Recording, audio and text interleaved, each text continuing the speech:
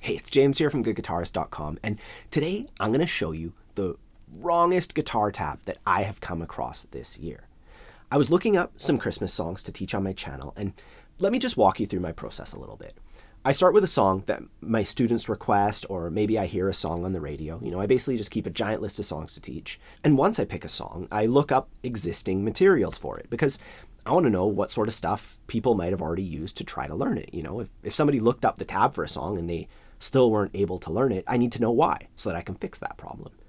And the song in question that I'd like to discuss today is Do You Want to Build a Snowman? It's this Disney song that was popular from the movie Frozen. Anyways, I start listening to the recording and I'm looking at the tab. I just typed do you want to build a snowman chords on Google, which is probably what you do, right? And as I'm listening to the song and looking at the chords, something's just not adding up. I'm not the greatest sight reader of all time, but when I look at a chord progression on paper, I can tell if it's, what it is when I'm listening, I'm listening to this thing and there's all these cool modulations and all this cool orchestral stuff that you'd come to expect from a Disney song.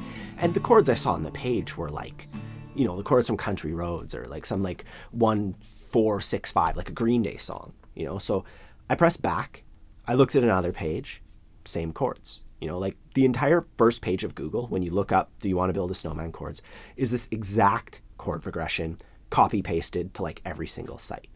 So I decided to pull up my guitar and transcribe the original tune so you can see just how crazy different it is. And the reason why I'm even making this video, I could have just closed the window and moved on. I have lots of stuff to work on. But the reason why I'm making this is because I know that there are so many people out there who are printing off this tab and they're trying to play it and it sounds kind of wrong. And they think that, maybe it's because their ability on guitar or their ability to sing or whatever. And that's going to hurt their confidence. I get the point of making the tab simplified. I simplify tons of songs to teach on this channel, but I really don't agree with the simplifications made here. And I think that it could have been done in a much smoother way that would have actually addressed the harmony or the sound of the song much better. It would have sounded a lot more like the original recording and would have been pretty much just as easy. So that's what I'd like to go over with you today. The first line of the original tab is actually pretty decent. It starts off, it has a C chord and a G chord. Do you want to build a snowman? Come on, let's go and play. Whereas the actual recording goes from C to G/B. So the bass note on that G chord is different. Otherwise, it's the same thing. Do you want to build a snowman? Come on, let's go and play. So far, not too bad. But let's take a look at the next line. I never see you anymore. Come out the door. It's like you've gone away. And that works. This tab isn't horrible sounding, right? But compare it to the actual chords in the tune. I never see you anymore. Come out the door. It's like you've gone away. You used to be best.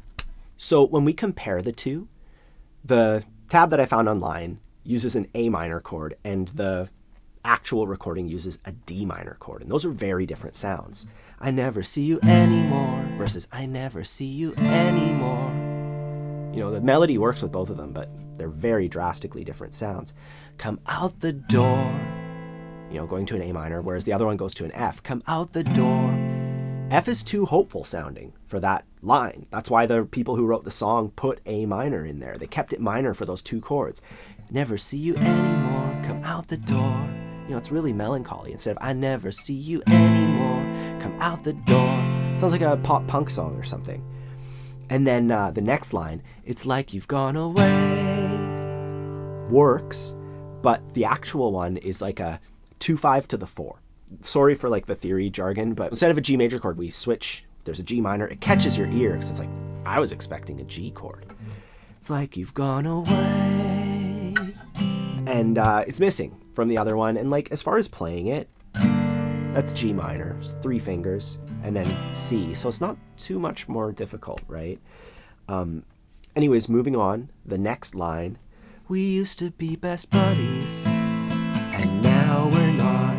I wish you would tell me why. And that for me is the point where it really starts to fall apart. Like comparing it to what you actually hear in the recording, where it's like, we used to be best buddies, and now we're not. I wish I would tell me why.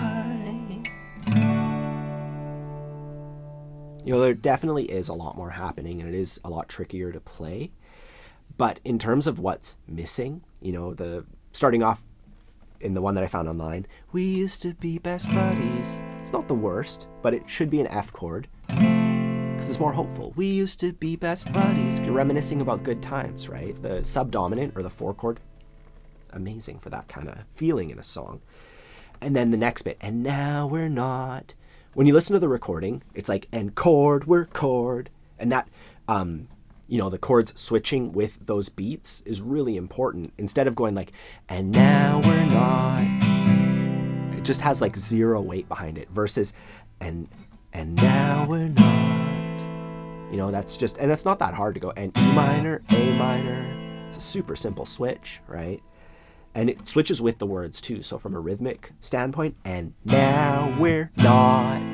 Just change on now and not. And here is where we kind of go into jazz land, right? The one that I found online. I wish you would tell me why. You know, A minor going down to E.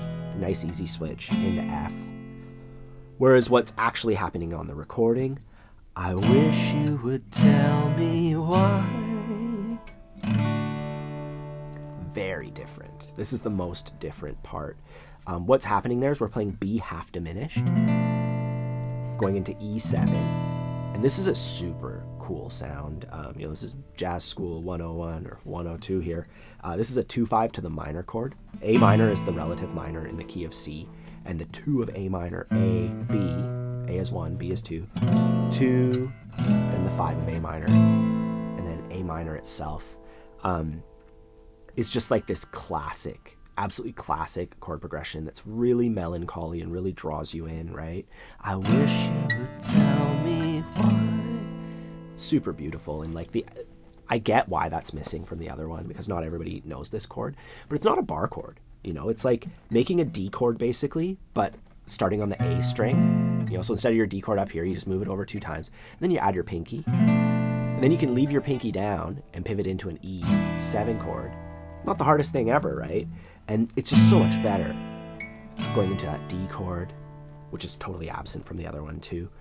And from here on out, the ending, which is also kind of botched in the one that I found online. Do you want to build a snowman? It doesn't have to be a snowman. Okay, bye.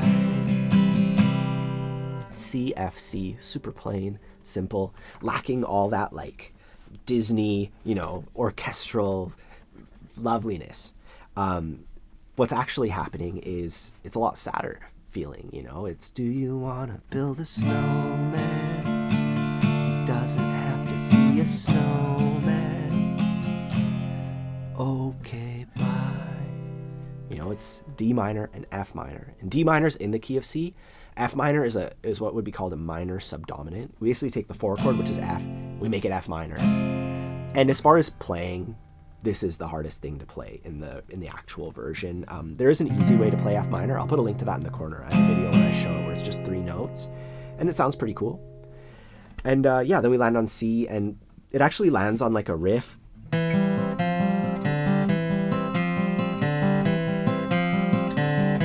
Which once again is absent from that other one. That's a cool enough riff. And all in all, I'll just show you the actual version in case you're curious. Like, I'm not going to make a separate lesson teaching this song. I've decided I just want to complain about it. But you know, I'll show you the actual version. Do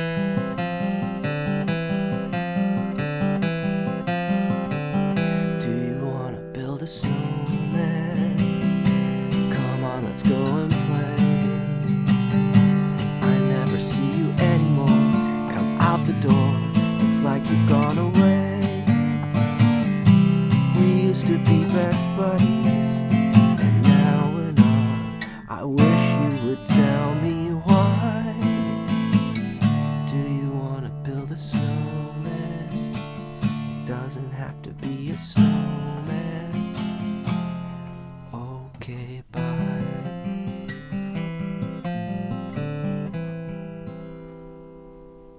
So if you are looking up a song that you want to play online and it isn't sounding right, it's not always you. Sometimes the tab itself is kind of wrong. And if you come across a really wrong tab, please let me know in the comments down below, and we can go through it together. I had a fun time doing this. I don't normally do this. Normally it's pretty like, let's learn songs, let's learn techniques, let's do all that stuff.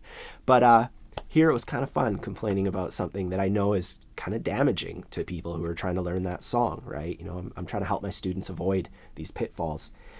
And if you want to learn more guitar with me, I have a complete beginner's course. I'll put a link to that in the corner. It helps you go from absolute beginner to confident strummer. I also have a music theory course coming out soon. So all the jargon and everything that we went over, like the two of this and all that, is going to make sense to you, because I made a course that's not academic at all. It's very applied, very like common sense based, and it's how people actually use theory. Because I went to school. I have a degree. There's a degree back there for jazz, and like I get what the academic theory is like. It's pretty fun. It's pretty cool. But I also get that like when you go to a gig or you go to like a jam session, you use a totally different thing than that, and that's what I want to help you with, is the useful stuff, like turning on the lights and all of a sudden being able to see everything that's going on in music land, right? So I'll put some links to that when it's ready. Don't forget to like and subscribe. That really helps support the channel. Have a fun time practicing, and I'll see you soon.